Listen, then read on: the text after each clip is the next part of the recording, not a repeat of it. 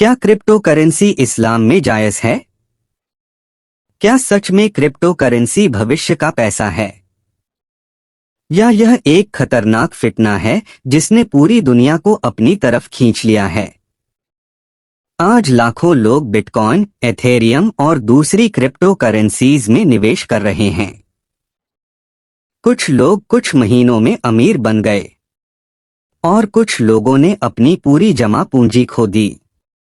Social media पर हर तरफ एक ही आवाज सुनाई देती है, क्रिप्टो फ्यूचर है, यही नई दौलत है, अगर अभी इन्वेस्ट नहीं किया तो पीछे रह जाओगे।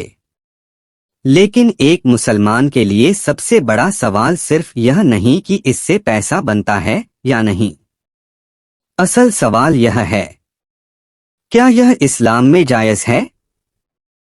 क्या यह हलाल रिस्क है, या यह इंसान को हराम, लालच और धोखे की तरफ ले जाने वाला रास्ता है?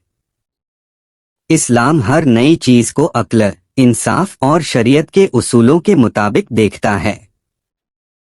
इसीलिए विद्वानों की क्रिप्टो पर अलग अलग राय है। कुछ विद्वान कहते हैं कि अगर इसे डिजिटल संपत्ति की तरह सही तरीके से इस्तेमाल किया जाए तो यह जायज हो सकती है, जबकि कुछ विद्वान इसमें बहुत ज्यादा अनिश्चितता और स्पेकुलेशन होने की वजह से सावधानी की सलाह देते हैं।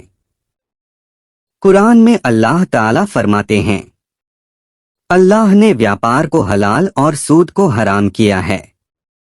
इस्लाम व्यापार को नहीं रोकता, लेकिन धोखा, जुआ और सूद को हराम ठहराता है।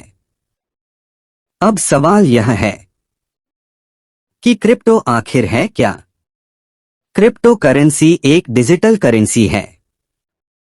यह हाथ में पकड़े जाने वाले नोटों की तरह नहीं होती, बल्कि इंटरनेट के जरिए इस्तेमाल होती है। बिटकॉइन दुनिया की सबसे मशहूर क्रिप्टो करेंसी है। इसके बाद हजारों दूसरी करेंसीज आईं। कुछ लोग इसे डिजिटल गोल्ड कहते हैं और कुछ इसे एक बड़ा फाइनेंशियल बबल मानते हैं। इस्लाम इस मामले में कुछ अहम चीजों को देखता है। पहली चीज, क्या इसमें धोखा है?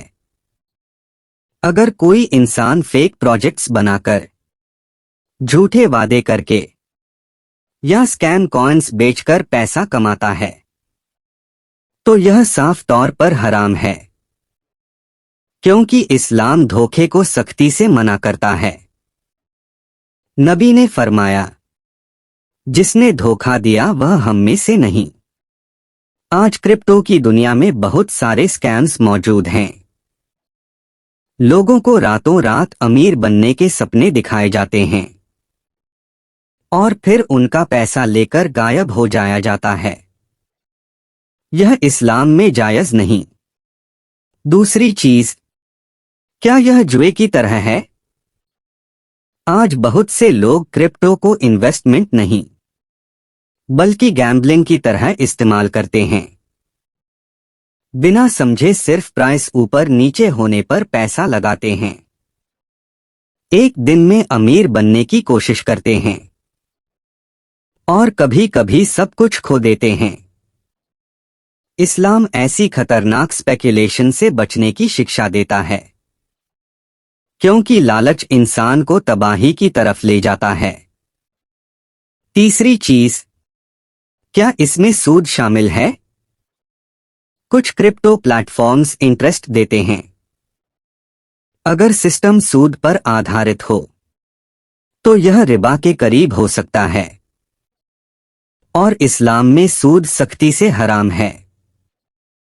आज बहुत लोग क्रिप्टो से पैसा कमा रहे हैं, लेकिन साथ ही बहुत लोग बेचैनी, डर और तनाव का शिकार भी हैं, क्योंकि क्रिप्टो मार्केट बहुत ज्यादा वॉलेटाइल है। कुछ घंटों में पूरी मार्केट ऊपर या नीचे चली जाती है। एक ट्वीट लोगों की दौलत बदल देता है। इस्लाम इंसान को संतुलन और जिम्मेदारी सिखाता है। जल्दी अमीर बनने की सोच हमेशा सुरक्षित नहीं होती। इस्लाम मेहनत, हलाल व्यापार और ईमानदारी की शिक्षा देता है। मोहम्मद खुद एक व्यापारी थे। आपने कभी धोखा नहीं दिया, कभी झूठ नहीं बोला। यही इस्लामी अर्थव्यवस्था की बुनियाद है। ईमानदारी, इंसाफ और बरकत।